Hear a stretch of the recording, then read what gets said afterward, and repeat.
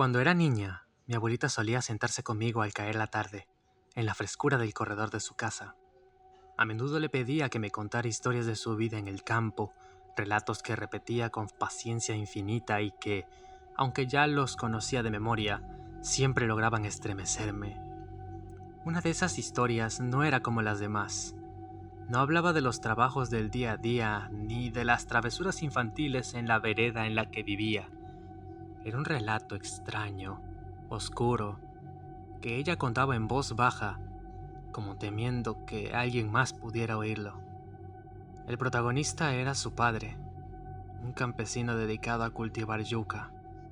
Era un hombre de trabajo duro que pasaba sus días sembrando, cosechando y llevando los frutos de su labor al pueblo para venderlos. En aquellos tiempos, todo giraba en torno a lo que daba la tierra.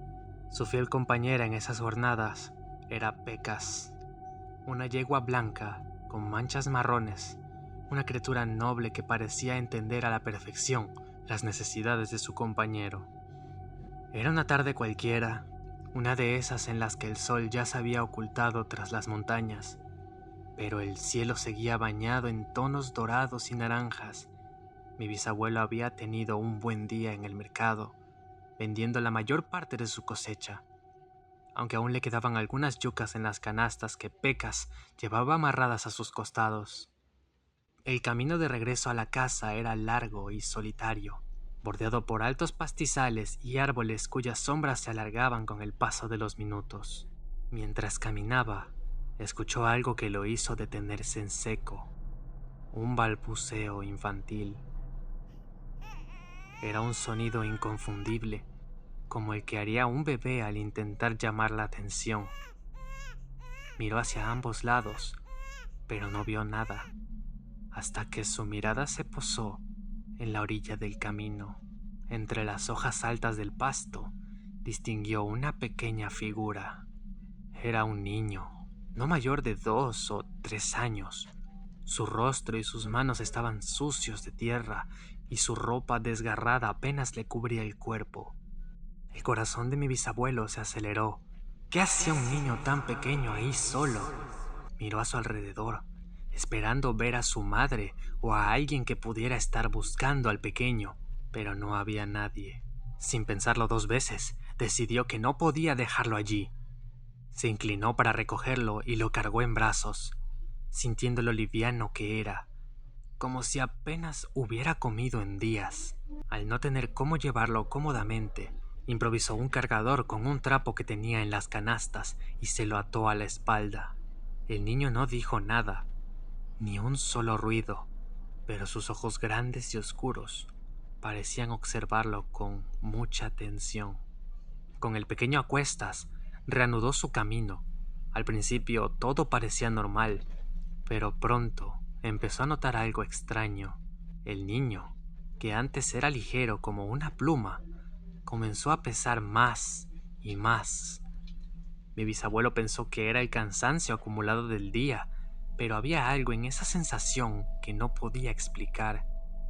Pecas, que siempre caminaba tranquila a su lado, comenzó a comportarse de manera inusual.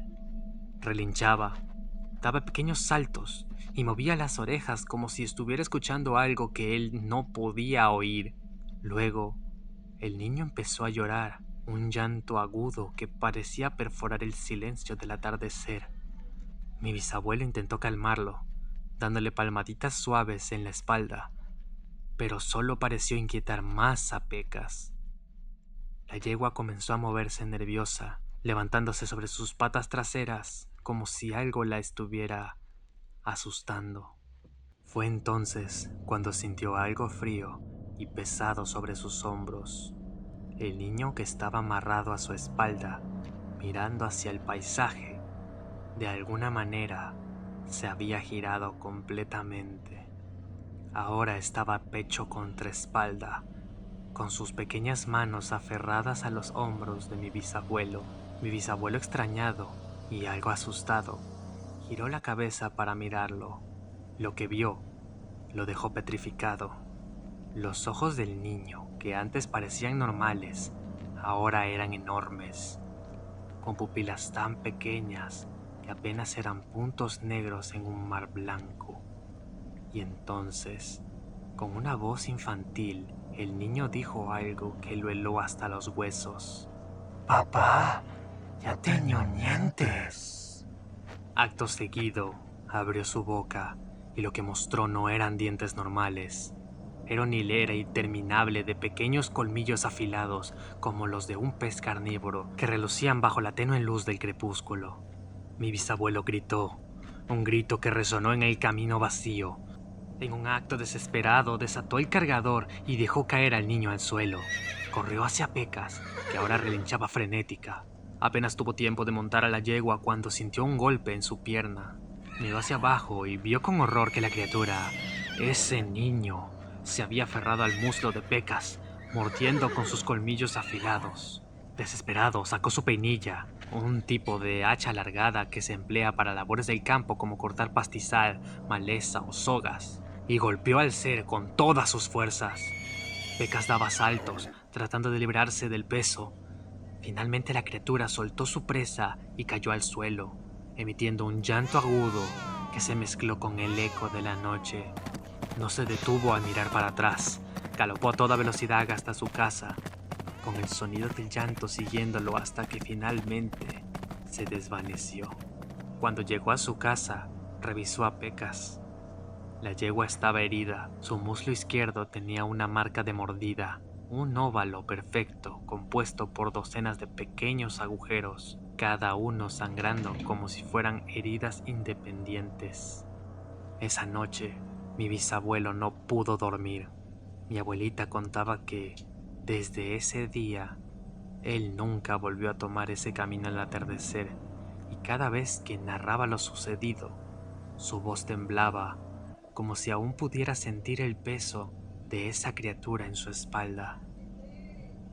¿Alguna vez alguien se ha encontrado con esta criatura? ¿O sabe qué pudo haber sido esa cosa?